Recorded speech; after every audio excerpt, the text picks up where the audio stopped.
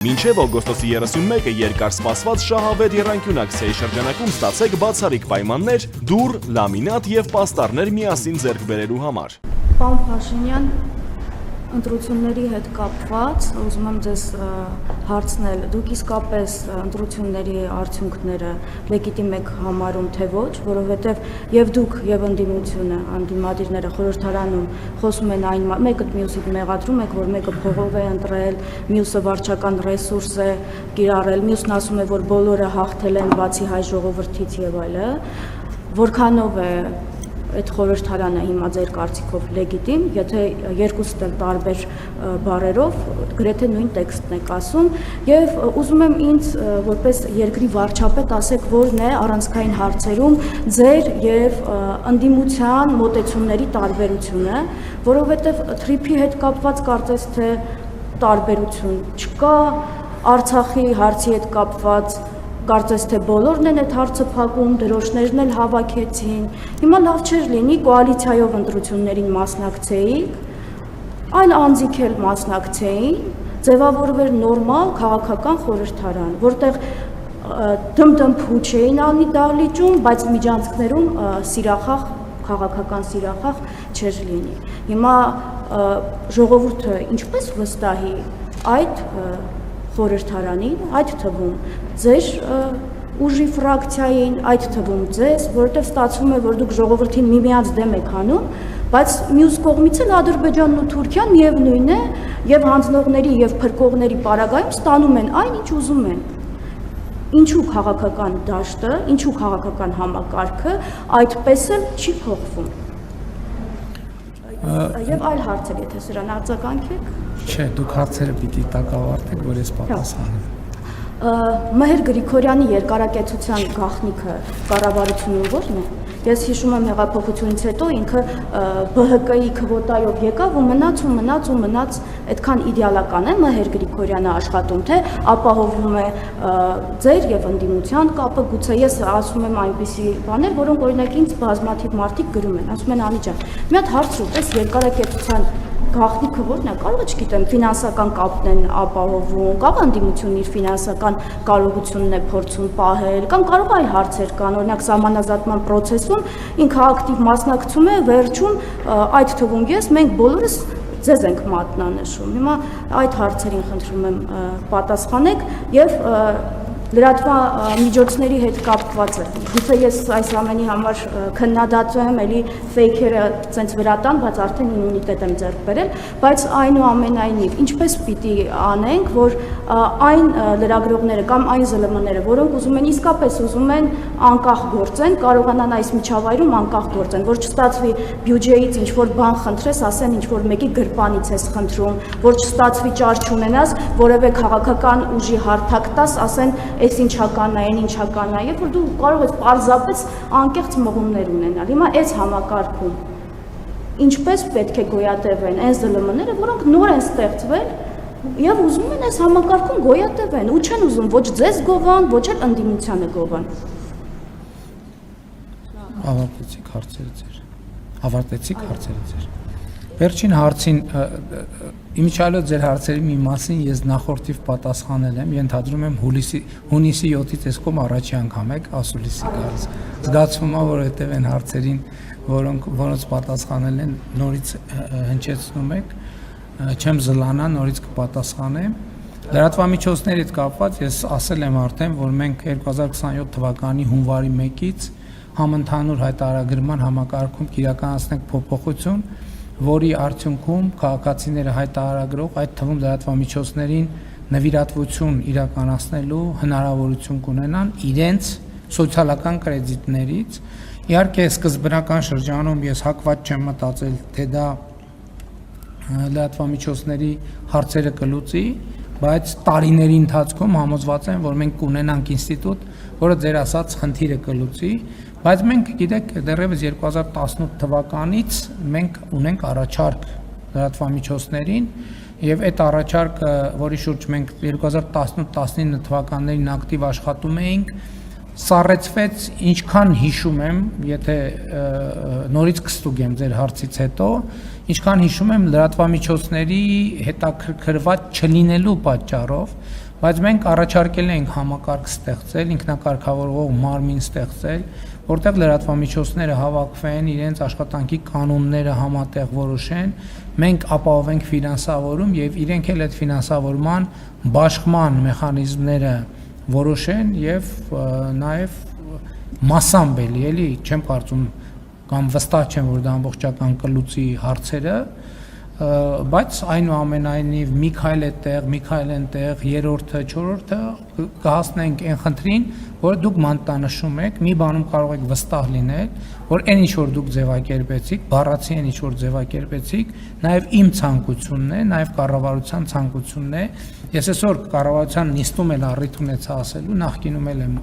առիթ ունեցել 2018 թվականին դուք հիշում եք, թե բարեփոխումների ինչ մեծ օրակարգով մենք ստանձնեցինք Հայաստանի կառավարումը, բայց 2020 թվականի իրադարձությունները, կովիդը, պատերազմը, դրանից հետո եղած իրադարձությունները ըստ էության մեզ ստիպեցին, որպեսզի մենք մեր էներգիայի եւ ուշադրության մեծ մասը ուղենք այլ հարցերի,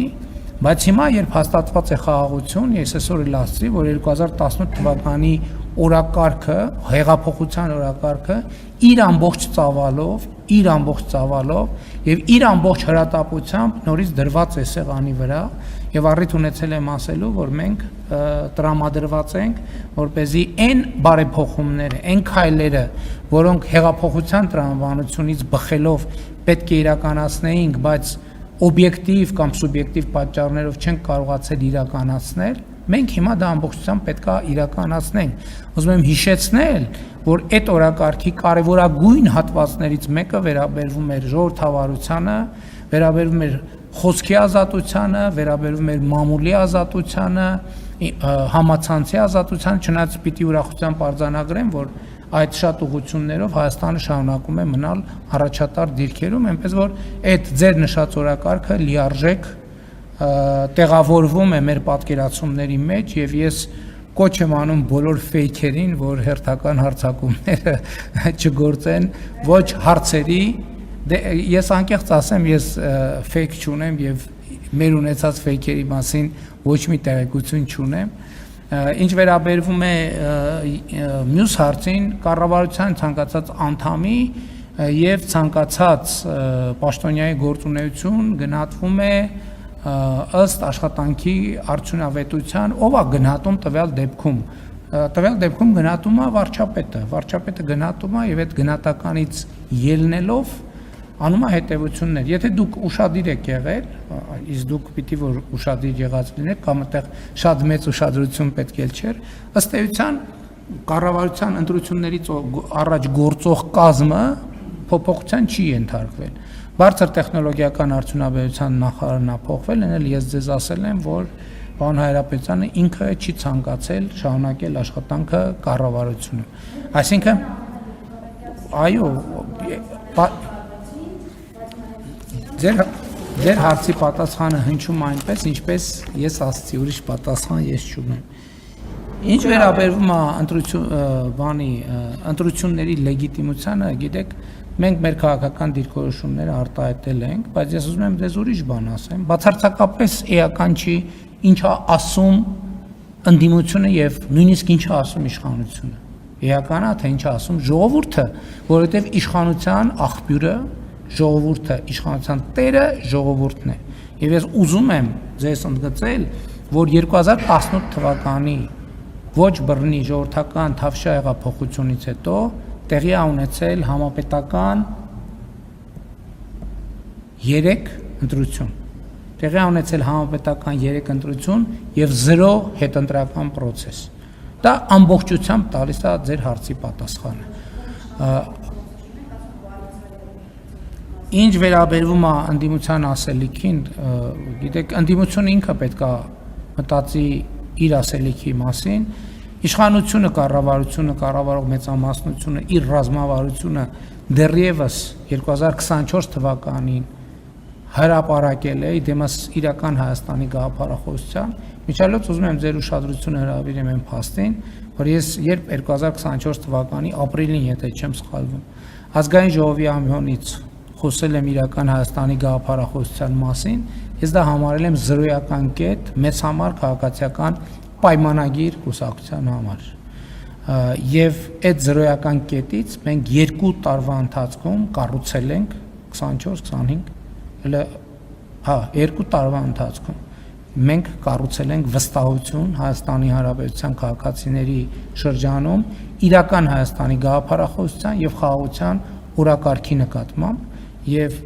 մեծ ուրախությամբ եմ արձանագրում, որ տեսեք մենք շատ երկար խոսել ենք, շատ ենք խոսել դրա մասին, որ մեր ժողովուրդը շատ քաղաքականացված է, անընդհատ ապրում է քաղաքականությամբ, մենք տեսնում ենք,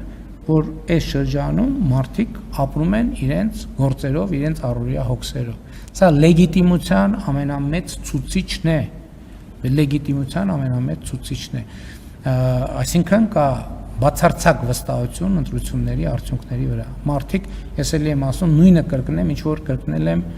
նախորդ ձեր բացակայությամբ տեղի ունեցած բրիֆինգներից մեկում։ Հայաստանի Հանրապետության ժողովուրդը իրեն հարց չի տալիս, թե արդյոք իր ընտրած մարդն է այս շենքում աշխատում, թե իր ընտրած մարդը այս շենքում չի աշխատում։ Այդպիսի հարց Հայաստանի Հանրապետությունում չկա եւ 2018 թվականի ժողովրդական ոչ բռնի Թավշյա հեղափոխությունից հետո չի եղել եւ համոզված եղեք չի լինելու։ Սա չի նշանակում, թե Հայաստանի բոլոր խնդիրները լուծված են կամ ընդհանրապես լինելու է մի կետ, որ բոլոր խնդիրները լուծված են լինելու։ Ուզում եմ կրկին ձեր ուշադրությունը հրավիրեմ մի շատ կարևոր հանգամանքի վրա։ Աշխարհում չկա մի երկիր, որի բոլոր խնդիրները լուծված են։ Աշխարհում չկա մի կառավարություն, որը բոլոր հարցերը լուծել է։ Ես նախորդ շրջանում նաև կառավարության եւ խորհրդարանական ընդդիմությունը շատ այդ մասին խոսում էր, ես առիթ ունեցել եմ աշխարհում չկա կառավարություն, որը իր կամ նախընտրական կամ գործունեության ծրագիրը 100%-ով իրականացրած լինի։ Չի եղել մարդկության պատմության կամ կառավարության ծրագրերի գոյության պատմության ողջ ընթացքում ու չի լինելու։ Հիմա հետեւաբար արդյունքում գնահատականները տալիս է ժողովուրդը եւ 2026 թվականի հունիսի 7-ի ընտրությունների արդյունքով Հայաստանի Հանրապետության ժողովուրդը տվել է իր գնահատականը։ Շնորհակալ եմ։